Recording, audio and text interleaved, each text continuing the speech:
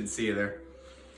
Welcome everybody to the Hometown Health and Fitness Total Body Home Workout Series. I'm Joe and I'll be your trainer through the entire process here while we're quarantined, as we'll be releasing to you workouts that you can do every single day from the comfort of your own home. Workouts so simple, you could do them in your slippers.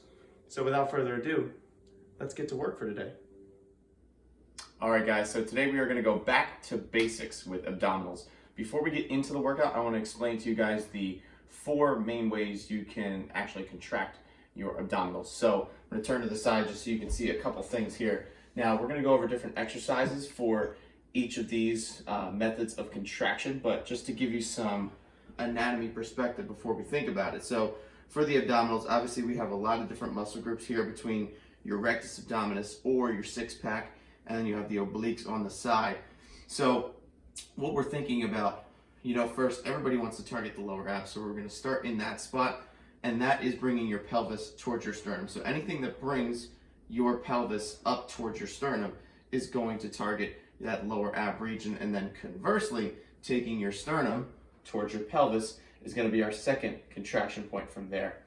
After that, to get a little bit more into the obliques, obviously the abdominals play a main role in twisting of the body. So anytime where your torso is going to be going through any kind of twisting motion, right, that is going to hit the obliques big time. And then you also have isometrics for your abdominals as well, or basically holding them tight. So anytime when we think isometrics, we think of a static hold or a static contraction. So we're going to think of things like planks.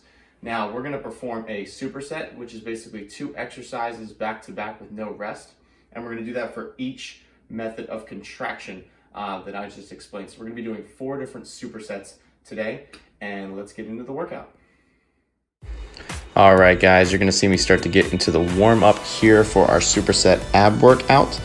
So I'm starting here with just a standing bicycle crunch, just to get the torso nice and warm. Doing this warm up basically, like I said, just to get your body warmed up before we start going through all the abdominal movements. Now with this warm up, we can cycle through it pretty quickly. You're just going to do each exercise for a total of 45 seconds, one time through, just to get your blood pumping and get moving before we get into the good stuff. Moving into just a body weight side bend here to warm up the obliques, warm up the hips, the QL, the lower back, just all of the regions around the core. So for the supersets in and of themselves, we are going to do 3 rounds of each superset, 45 seconds. So basically with the 2 exercises, you're going to perform one for 45 seconds, then the next for 45 seconds immediately following. Then you can take about 45 seconds to a minute worth of rest and perform that superset again for a total of 3 times. And then you'll move on to the next superset.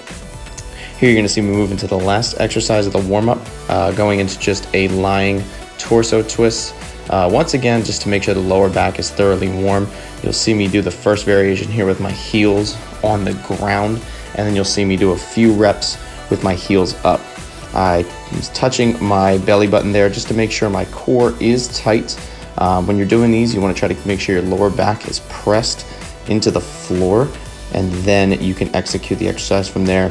And especially with the twists, making sure that your shoulder blades are down on the floor. Now as we get into the good stuff of the workout, as always, if you feel like anything hurts or anything is causing you ow pain, make sure to cease doing that movement and try to work around a modification or just skip the movement entirely. No exercises are have to in these cases. We're just trying to provide recommendations for things that you can get done. So for the first one, as I said before, we're starting off with the lower abs, the region that everybody wants to target the most, with a basic leg raise. I said we're going back to basics today, and that is the case. So we're just going to tackle the basics. Sometimes that's all you need in order to get an effective workout.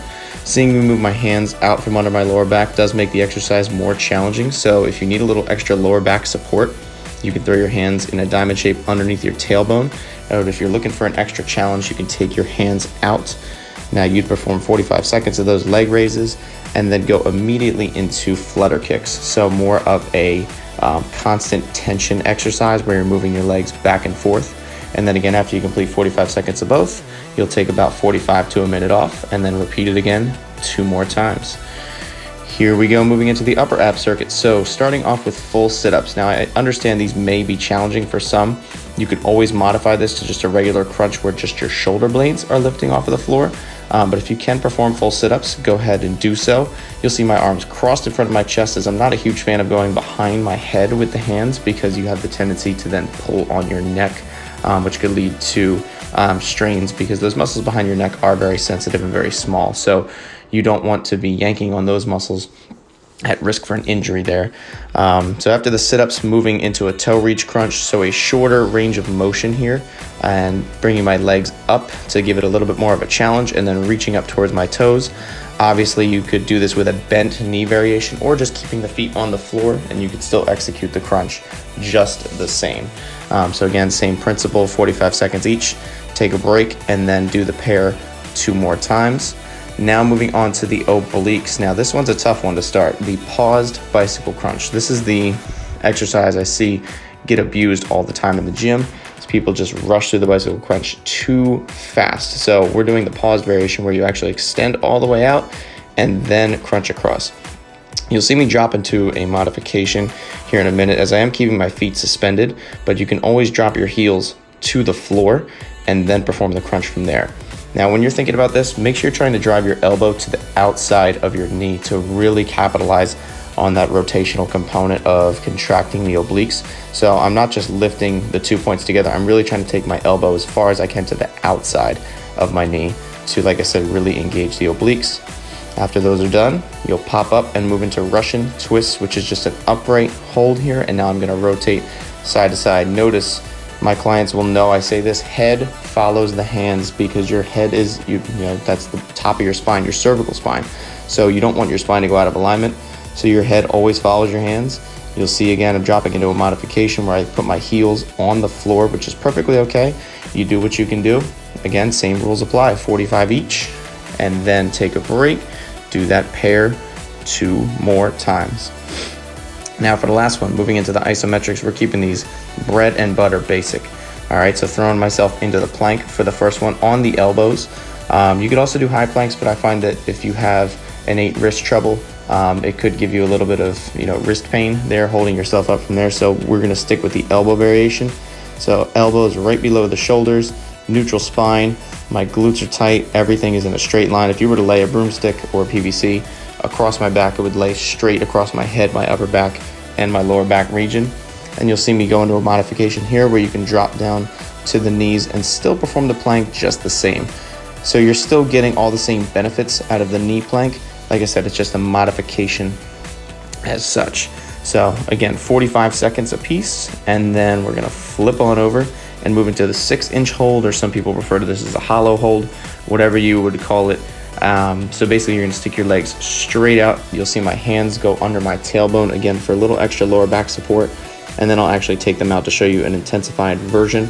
I know it doesn't look like I'm doing much difference here, but as soon as I pop my hands out, my abs really start to burn. So you wanna keep with this one your lower back flush, and you'll see me actually modify it here. So if the leg straight variation is too much, you can go with a bent leg, but again, 45 seconds is what we're looking for, 3 times through. And now we're gonna move into a little cool down stretch.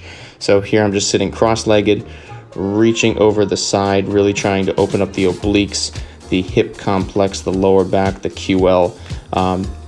With each of the static stretches that we'll do, again, we'll keep the same 45-second theme here, holding each for about 45 seconds, relaxing and breathing into the stretch, and you'll see me going to the other side.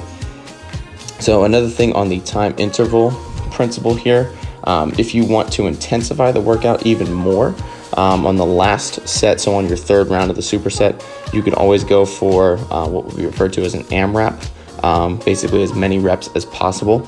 So if you'd like to burn out on that last set, you can do so. And also, if 45 seconds feels like it's too much, you can always drop it to 30 seconds. Don't feel obligated to stick to the parameters if you're not ready to push your body to do so. Just do the best that you can throughout all of this. So second stretch here, moving into an upward dog cobra variation here. Whatever people would refer to it as. It's classified as different names sometimes, but really just trying to lift my chest here, stretch my abdominal wall. You'll feel a good stretch in your lower back. And here's a modified version on the elbows. So if you're not quite ready to hold yourself up to your hands, you can do it from the elbows as well. Same thing, just trying to pick the chest up and stretch out my abdominals and my lower back. And here for the last stretch, just bringing it all home, I'll rock back into a child's pose right here and just let everything sink in because you are done for the day. That is an ab workout complete, and I will see you guys tomorrow for an upper body workout. Well, I hope everyone enjoyed today's workout. As always, if you have questions about this particular workout or anything else fitness and nutrition related, feel free to leave comments down below. This is your trainer Joe signing off for today, and I'll see everyone tomorrow.